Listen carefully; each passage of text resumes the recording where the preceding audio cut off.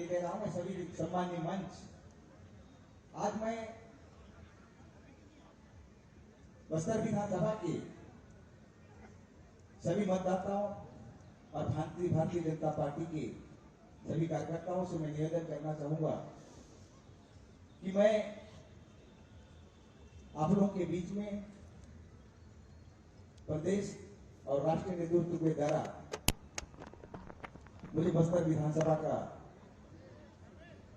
प्रत्याशी घोषित की गई थी। इसमें मैं सबसे पहले सूची में मैं बस्तर विधानसभा में प्रत्याशी बना हूं और मैं प्रत्याशी के रूप में सभी क्षेत्र में और सभी ग्राम पंचायत और बूथ में जाने का काम किया और आप लोगों से हर बूथ में और हर मंडल में जाकर आप लोगों से आशीर्वाद देने का प्रयास किया हूं और मैं सभी मतदाताओं भाइयों से मैंने निवेदन करना चाहूंगा कि एक बार बस्तर विधानसभा कि आप लोगों के माध्यम से और बाबा आदित्यनाथ जी के इस आगमन से ऐसा लगता है कि हम बस्तर विधानसभा में इस बार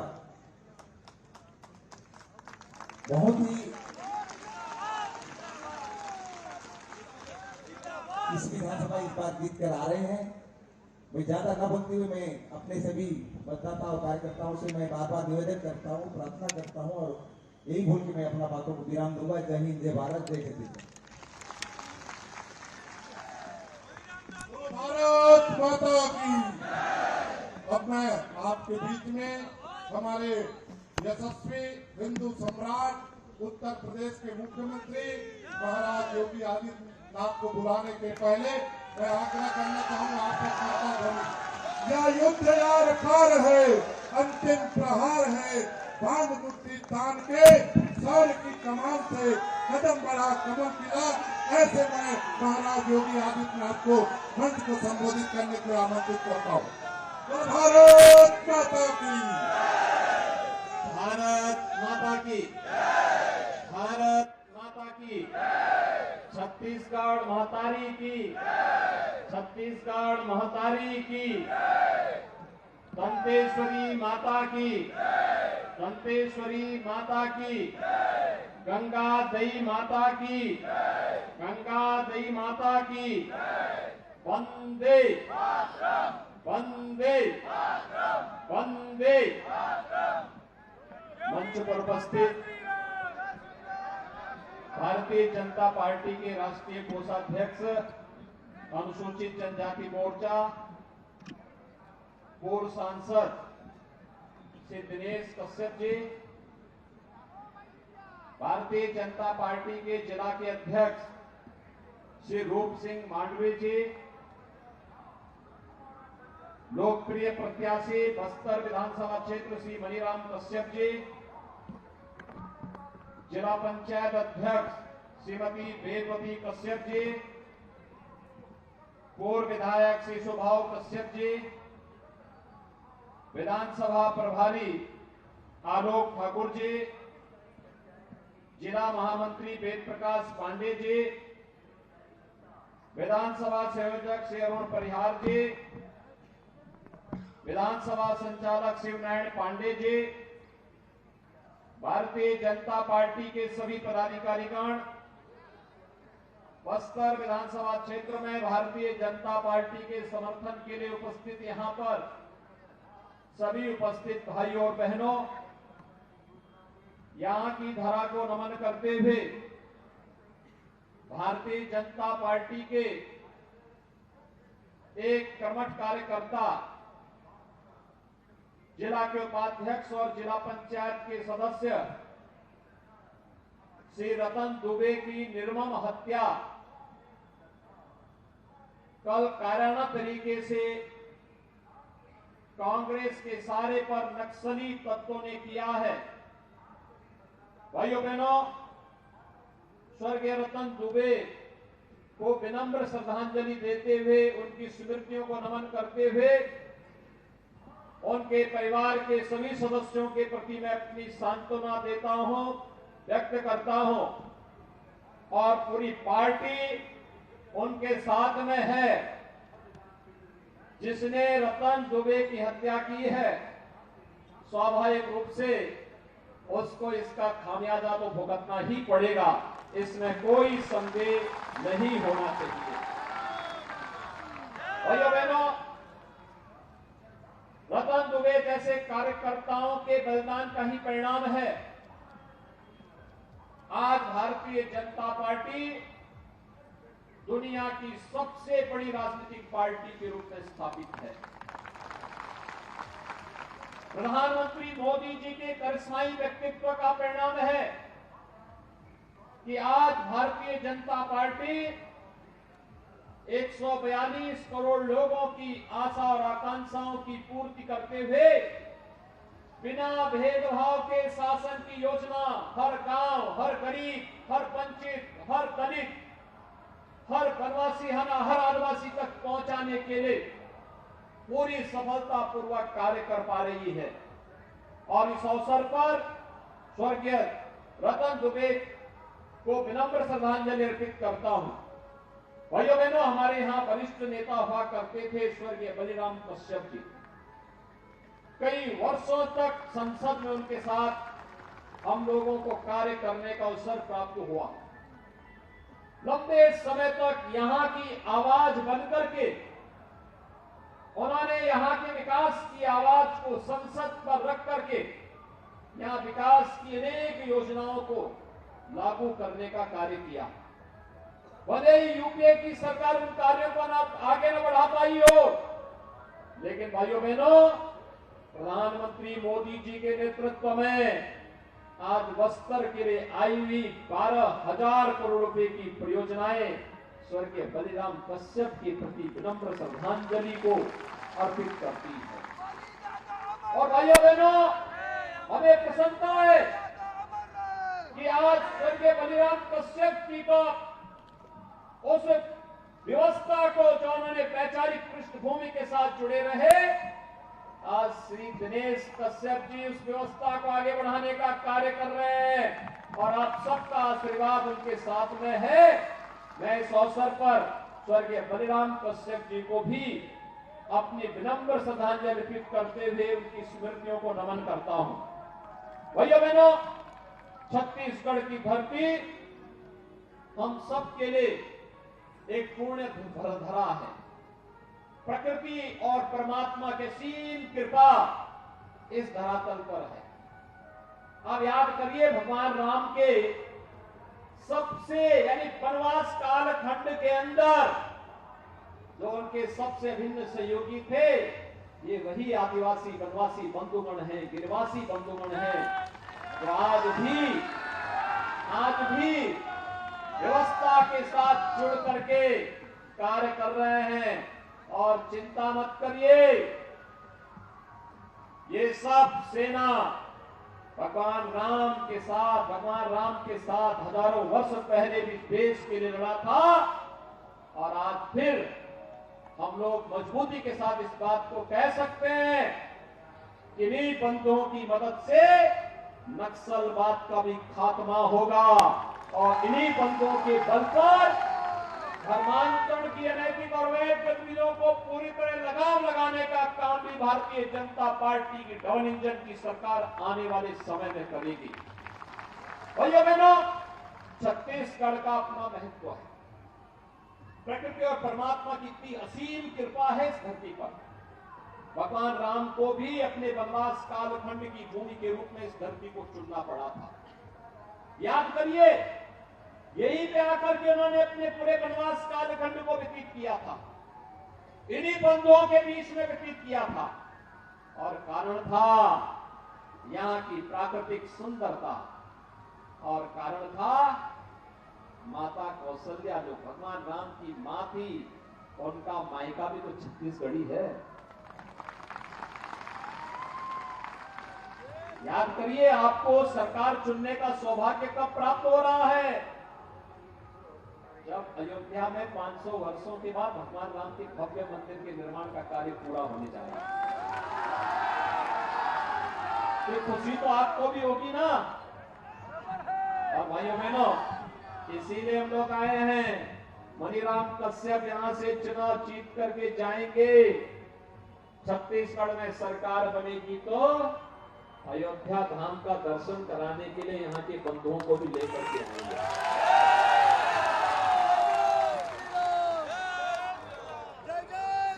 भाइयों बहनों, भारतीय जनता पार्टी बोलती और केवल घोषणा नहीं करती, करके दिखाती है। जो पहले असंभव था, अयोध्या में राम मंदिर का विवाद, ये कांग्रेस की देन थी। ये समाधान नहीं देना चाहती थी। मोदी जी आए और उत्तर प्रदेश की जनता ने संकल्प लिया, उत्तर प्रदेश में भाजपा की सरकार आई तो भाइयों बहनों, डबल इंजन की सरकार ने विवाद का समाधान कर दिया। अयोध्या में राम मंदिर का मार्ग प्रशस्त कर दिया। भाइयों बहनों, ऐसे ही गरीब के लिए मकान नहीं, यह काम मोदी जी ने देश के अंदर 4 करोड़ गरीबों के लिए मकान दिए, लेकिन पिछले 5 वर्ष में 16 लाख मकान छत्तीसगढ़ के गरीबों के लिए दिए थे। लेकिन भाइयों बहनों, भूपेश बघेल की सरकार, कांग्रेस की सरकार ने यह पैसा भी बंदरबांट कर दिया। ये पैसा यहाँ के गरीबों के उत्थान के लिए था, उनके सिर को ढकने के लिए था। प्रधानमंत्री जी ने जो पैसा भेजा था, क्या उससे मकान मिला क्या यहाँ के गरीबों को? क्या यहाँ गरीबों को मकान मिला? नहीं मिला। लेकिन भाजपा को आने दीजिए, भाजपा मकान देगी। 18 लाख गरीबों को प्रधानमंत्री आवास योजना फिर से उपलब्ध करवाने का वायदा लोक कल्याण संकल्प पत्र में परसों माननीय गृह मंत्री जी ने, डॉक्टर रमन सिंह जी ने परसों घोषणा कर दी है। ये 18 लाख गरीब लखपति बनेंगे। याद रखना, यह काम केवल भाजपा ही कर पाएगी। भाइयों बहनों, हर घर नल योजना से घर घर जल मिला। मोदी जी ने पैसा दिया था। उत्तर प्रदेश में हम लोगों ने 150 लाख यानी 1.5 करोड़ परिवारों को हर घर नल दे दिया। हर परिवार में आरओ का पानी पहुंचा दिया। शुद्ध पानी का मतलब बीमारी का समाधान हो जाना, पूरी तरह समाधान हो जाना, और उस बीमारी को पूरी तरह मुक्त करने के लिए व्यक्ति स्वस्थ रह सके, इसके लिए यह कार्य मोदी जी ने पूरे देश में लागू किया। छत्तीसगढ़ में ये पैसा भी बंदरबांट हो गया। हर घर नल योजना मिली क्या? नहीं मिली। यहां पर किसी भी योजना को प्रभावी ढंग से छत्तीसगढ़ में कांग्रेस की सरकार ने लागू ही नहीं होने दिया है, और इसीलिए यहां का गरीब बेबस एक ही प्रश्न पूछता है और पूछ रहा है, हमन लोग को नहीं मिलिस, आप लोग मिलिस का? यही तो प्रश्न पूछता है कि हमें तो नहीं मिला, क्या आपको मिल गया क्या? वही बेबस तरीके से कहता नहीं मिला। भैया मैंने ये बेबसी, ये लाचारी कब तक? ये कांग्रेस ये गरीबों का हक हड़प ले रही है। ये कांग्रेस गरीबों के हकों पे डाका डाल रही है। ये कांग्रेस यहाँ के संसाधनों पर डकैती डाल रही है। यहाँ पे कोयला घोटाला हो रहा है, यहाँ पर खनन घोटाला हो रहा है, यहाँ पर नौजवानों को मिलने वाली नौकरी में घोटाला हो रहा है, और यहाँ पर भाइयों बहनों, हमने बिहार में तो सुना था कि लालू जी की सरकार आई थी, उन्होंने चारा खा लिया था, भैंस का चारा खा लिया था, और कांग्रेस की सरकार यहाँ गोबर ही पचा गई। यानी अन्नदाता किसानों के खेतों में जो गोबर पड़ना चाहिए था, उसके नाम पर भी 10 रुपया किलो के हिसाब से 1300 करोड़ रुपए डकार गई है। डिस्ट्रिक्ट मिनरल फंड गांव-गांव में पगडंडी बनाने के लिए, कन्वेंशन सेंटर बनाने के लिए, यहाँ के स्पोर्ट्स सेंटर बनाने के लिए स्थापित होने चाहिए थे, उस पैसे को भी टकार गए, कांग्रेस के नेताओं में बंदरबांट कर दिया। भाइयों बहनों, क्या भूपेश बघेल ने कोई जांच करवाई? नहीं करवाएंगे जांच। हम आएंगे, हम जांच करवाएंगे, भाजपा जांच करवाएगी, दोषियों को जेल भेजेगी और ऐसी सजा करेगी जैसे उत्तर प्रदेश में देखते होंगे ना माफिया के खिलाफ क्या होता है। ये बौखलाहट है जो कल रतन दुबे के साथ हुआ है, स्वर्गीय रतन दुबे के साथ जो हुआ, ये नक्सलवादियों की और कांग्रेसियों की बौखलाहट है। उनको मालूम है डबल इंजन की सरकार आ रही है और आते ही इनकी छाती पर भी यूपी का बुलडोजर रौंदेगा इनको।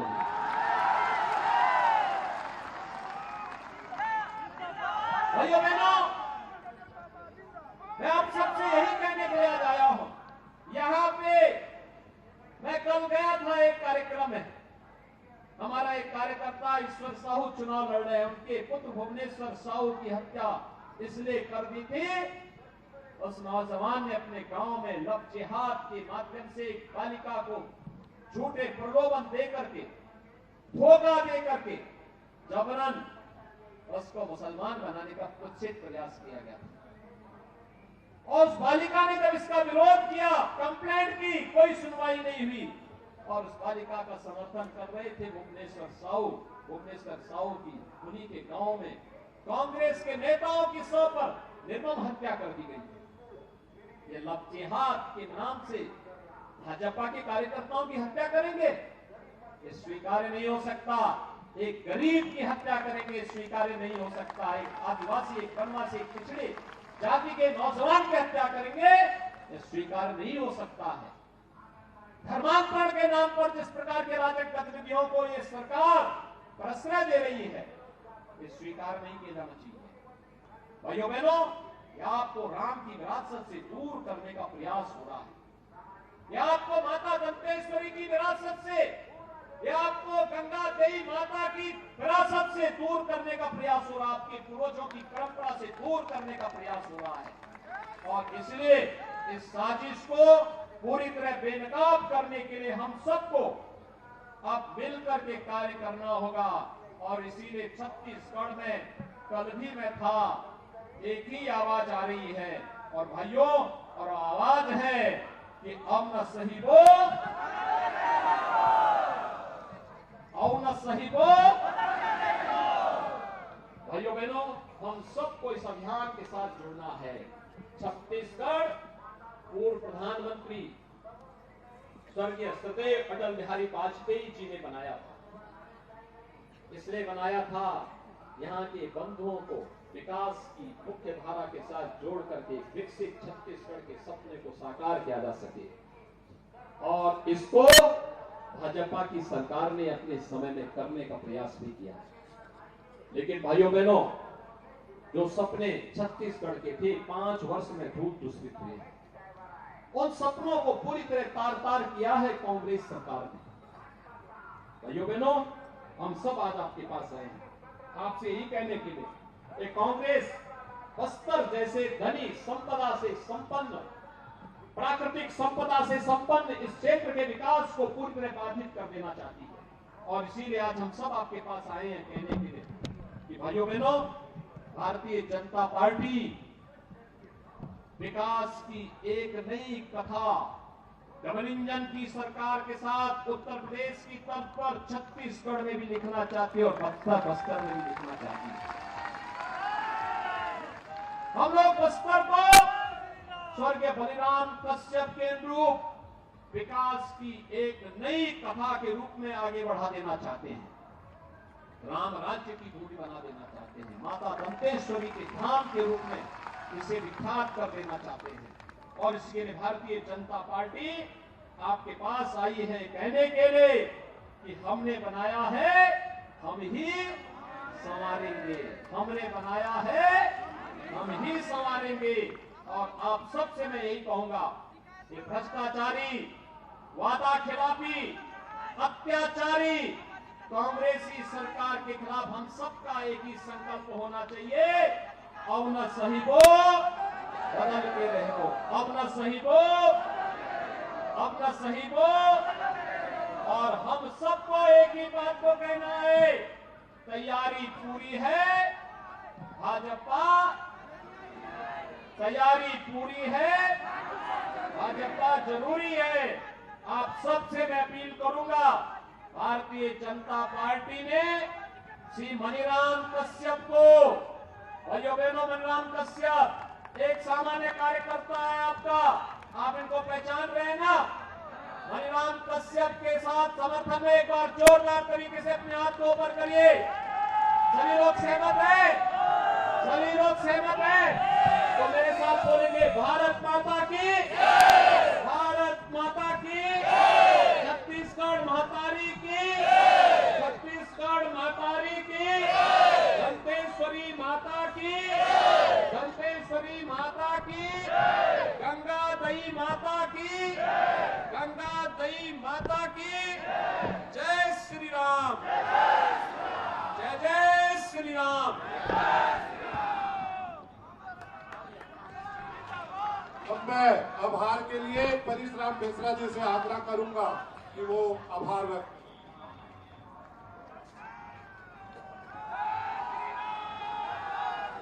मैं